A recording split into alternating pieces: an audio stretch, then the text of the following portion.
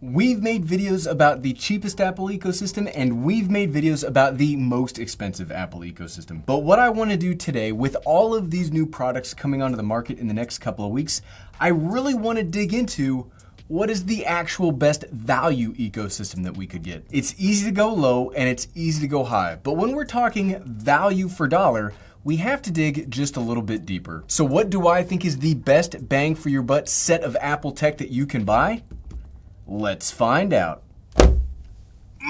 Finally, I hope I didn't just break it because I put some oomph behind that one. What's up, everyone? I'm the Everyday Dad, and if I can figure it out, you can figure it out. Like I said in the intro, this isn't about being cheap, and it's not about being expensive. It's about what in the Apple lineup will make your dollar go the farthest. Some of it might be cheap, some of it might end up being expensive, but after using basically everything in the Apple lineup, I think I have a pretty good set of suggestions. First off, this video is aimed at two kinds of people. The first is somebody that's looking for what they need to operate in an office type environment, and your yearly or however your particular company does their computer refreshes, that budget is coming up and you're looking for a holistic way to spend it. And two, you are a digital content creator that needs to manage the many faceted fronts that all of us have to do to make all of this work. And thankfully, a lot of the same suggestions work for both audiences. Whew.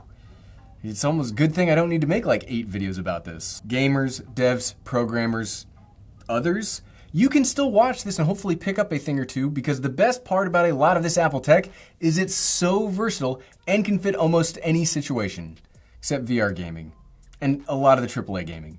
Okay, gamers, all right, go ahead. The first part of this kit is the communication, and for this, obviously, we're talking about the iPhone. While there are some other fantastic, cheaper options out there in the Apple world, from the straight iPhone SE 2020, that is absolutely the single best value phone ever made, to the iPhone 12 mini, which costs more, but gives you basically everything great about the 12 line, Apple has great cheaper phones. And that line, because of those phones, that line about the Apple tax, that's just from people that don't know any better. But for value and for a working professional, either in regular office work or in new media content creation, the best option is the one that will last the longest and the one that gives the most real estate for doing those quick notes or quick calendar syncs that seem to happen 10 times a day. We've already synced the calendar twice so far today. Why do we have to do it again? Who knows? But if you need to do that, having a bigger screen's better. So for my money, the best value phone, especially for a professional worker, is the iPhone 12 Pro Max, which is funny because if you'd talked to 6-month younger Gary, he would have definitely disagreed with you. But that's me talking, so I would have disagreed with myself. That makes total sense. I mean, look, the phone's big, it's pricey, and a younger me would absolutely have not thought that this was the best value. But the best teacher's experience, and I've got a ton of experience with this phone. The main selling point of the 12 Pro Max in this ecosystem we're building today is twofold. One, the 5G is pretty good, and I don't think I'll buy another phone without it. That's kind of like not that big of a deal because it's a standard on iPhones now, so we don't actually have to worry about that. But the real main thing, number 2, is the battery life. And spoilers for the rest of this video, but I'll be coming back to battery life time and time again because it's that important. If you have to worry about a device dying, you'll use it less or bring charging cables. I mean, anything you need to do will cause charging to take up space in your brain. It might be small or it might be short periods to think about this, but all of that excess worry or concern adds up over a day or over a series of days or just as something you always have to worry about. It's just this little thing in the back of your brain that never goes away. I have to tell you that I no longer worry about my phone battery life because this phone easily makes it through a day. And even if I've been on my phone literally the whole day, I'll still go to bed 14, 16 hours later and have 30% battery life. If you're a professional and your time is valuable, you owe it to yourself to get the tech with the biggest and best battery life. And sure, the screen's great. And if you're using this to consume content, it's the best of all the iPhones. And the rest of the phone stuff, that's good. But it's not that much different from the other iPhones. The battery though, the battery is the best you can get. So we've got the connection. No matter what else we get, we will be connected thanks to the power of wireless hotspot and our iPhone 12 Pro Max, leading us to what we are actually going to use to make our videos or make our PowerPoints with. Surprising that you can do both of those on the same computer. And here we're gonna swing back to the less expensive side of the house. I could say, hey, go buy a MacBook Pro 16, spec it out up to like $6,000. But if we're talking best value, there is only one serious contender. And oddly enough, it's probably the best value computer ever made, the M1 MacBook Air. Yeah, surprised, right? This computer obliterates everything else. It's remarkably small, it's well priced, it's powerful. There just isn't anything else that comes close. That's both awesome and it's kind of scary because with the way the technology sphere goes anymore, it's very expensive to make new products. And if your product doesn't do well, there is little reason to innovate or even stay in the market. Look at LG with cell phones. So Apple might have legitimately killed this market segment with the MacBook Air.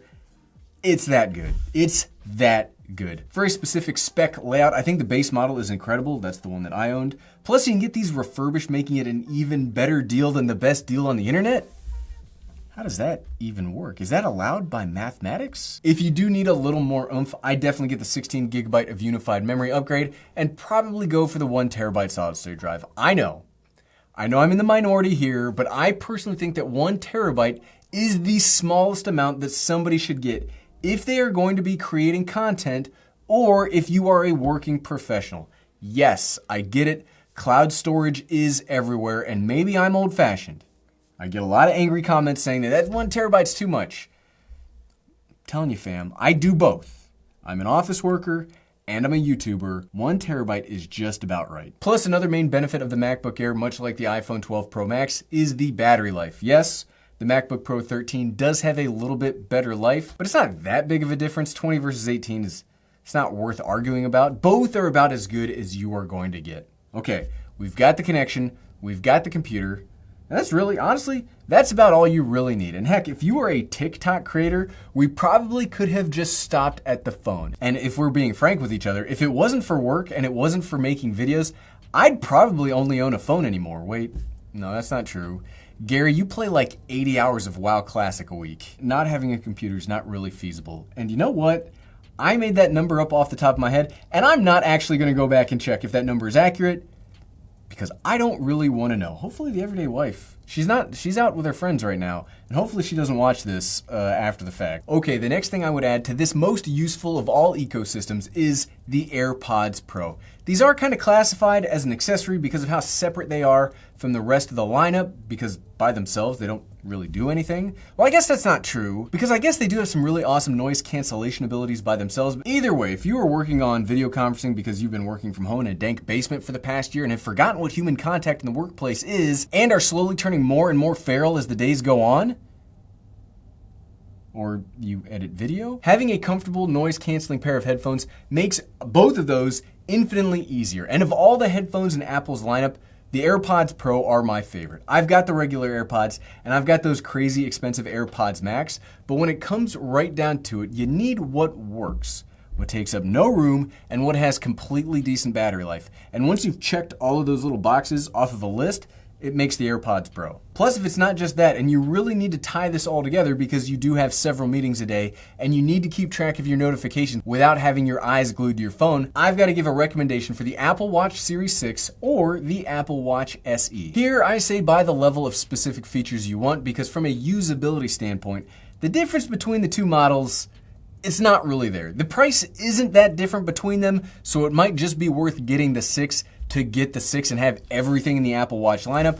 But in the past few months, my thinking on that has gotten less firm. You still get notifications, tracking, fitness apps, Mac and iOS unlocking if you get the SE. So much like the MacBook Air, here it might be worth it to just get the cheapest version. That's one of the best things about the entire Apple line is no matter where on the spectrum of devices you buy from budget to high end, you'll get at least 85% of functionality of even their highest end piece of that particular vertical. And there aren't very many other companies that can say that. And then finally, I guess because they just came out, if you do want to be able to find all of this stuff, you can easily throw in an AirTag or two. There's no waffling about this. These are definitely an accessory and not something that I would deem as necessary. But if you are worried about somebody snagging your bag tech, or if you have a habit of losing it yourself, not saying I do, but I did buy a 4-pack for some reason. Plus, I also bought that absurdly expensive one. I still don't know what I'm gonna do with that. But in any of an AirTag can save you from all of that. Okay, so when we put all these together, what do we get? Now note, this price is straight retail. Even if I could get parts of this cheaper refurbished, I won't here because I want this to be the highest price that you could find this. So the iPhone 12 Pro Max, $1099. MacBook Air, $999. AirPods Pro $249, and the Apple Watch SE for $279, and okay, we'll throw in an AirTag for 29 bucks. For a grand total of, drumroll please, $26.55. That is a lot of money. Legit, that's like 2 of my mortgage payments put together. But in the tech world, it's not the most. And like I said, you could probably save some finding these refurbished or used online. And the best part is, you don't have to buy all of these at once. You can buy pieces and parts of them. But once you have all of these things together, they all work seamlessly. You can start a project on the phone, move it to the Mac, and back and forth as much as you need. You can copy something from your phone, you can paste it on your Mac, or you could do that even if you bought an iPad, which I do not have in this version of the video. The AirPods can seamlessly move to whatever device you are actively using, and the iPhone is like the brain of the whole thing. It's what ties the room together, much like a good rug. That's why Apple is currently winning, and why they just had another banner earnings report. Any of these devices on their own are best in class. The iPhone is the best cell phone. Fight me. The Mac is the best laptop. Keep fighting me. The Apple Watch is the only usable smartwatch. Are we still fighting?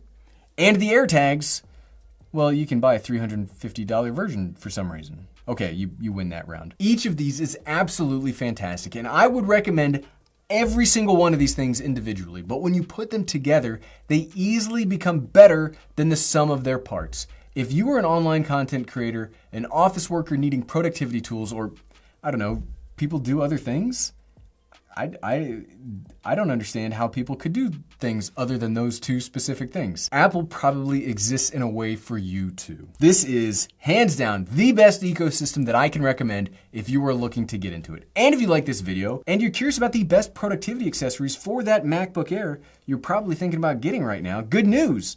I've got a video for that, and you can find it by clicking right here. Click, click, click, click, click, click, click. Thanks for watching.